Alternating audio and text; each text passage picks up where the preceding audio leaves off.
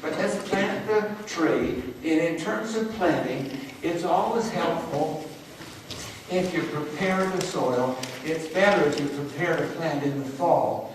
And you can either plant from bare root, which you get, and I've ordered out of companies in eastern Washington where they produce millions of trees. And I've also gotten from local nurseries, and either way is fine. The bare root you have to be a little more careful with. If you get them out of a pot, it's a little safer.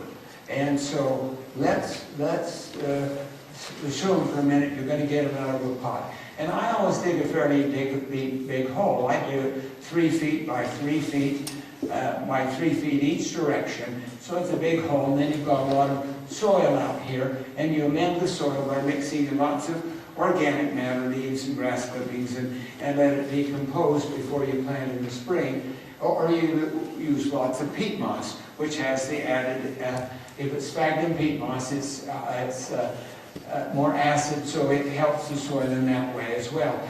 Now, I mix some fertilizer in here, but not much, a tiny amount. And where you put most of the fertilizer is down here. And you can put some in a clump at each of the 4 corners of the hole, and put at least a tablespoon of the 1668 and iodide mixed in each corner, and then you sprinkle some fertilizer here, and you'll have some fertilizer sprinkled throughout this area where you backfill. And then here's your pot, and you planted your pot with the tree in it. Here's your tree, and so that's how we planted. But by putting the fertilizer down here, the tree has to grow to it. The problem with putting too much fertilizer up here is that it restricts the growth of new roots. And you want a lot of white roots just coming out all over this root ball. Now, if you get one that's been in the pot too long, you've got to take the ice pick or something and pull out a lot of roots so that it's not root bound.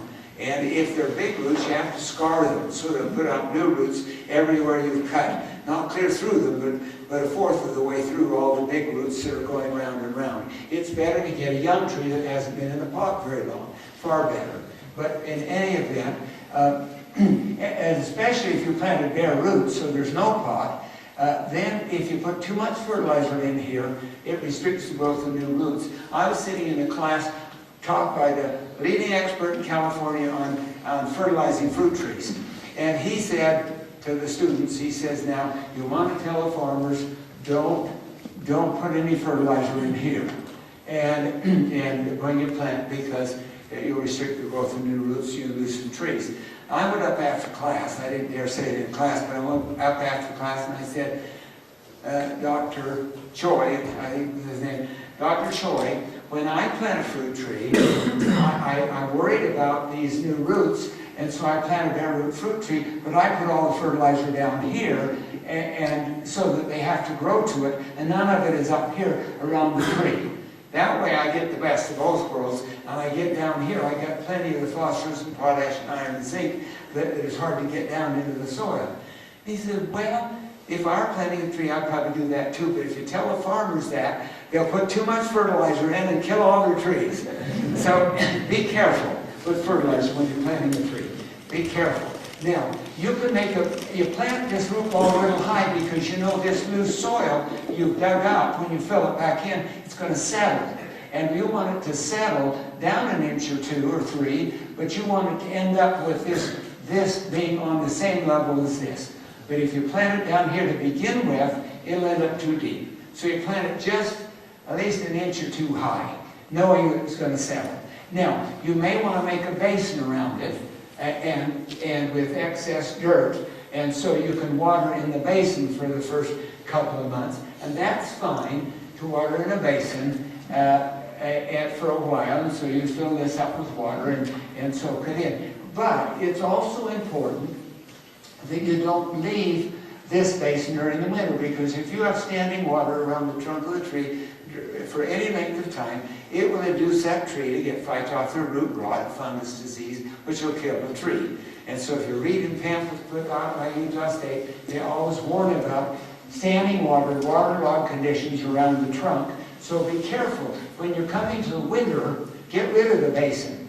Put the dirt, even up against the trunk like that, so the water drains away from it. That's just important in keeping your tree healthy. Now, you can, while you're watering in the basin that first year, if you want to get fast growth, so you get a crop next year, if it's a peach or a nectarine, you'll get a small crop the next year. You'll get maybe a dozen fruit. You don't want to leave too many, and you want to pick off all the fruit that's on the tree when you plant. You don't want anything the first year, because you want to grow leaves in a big structure.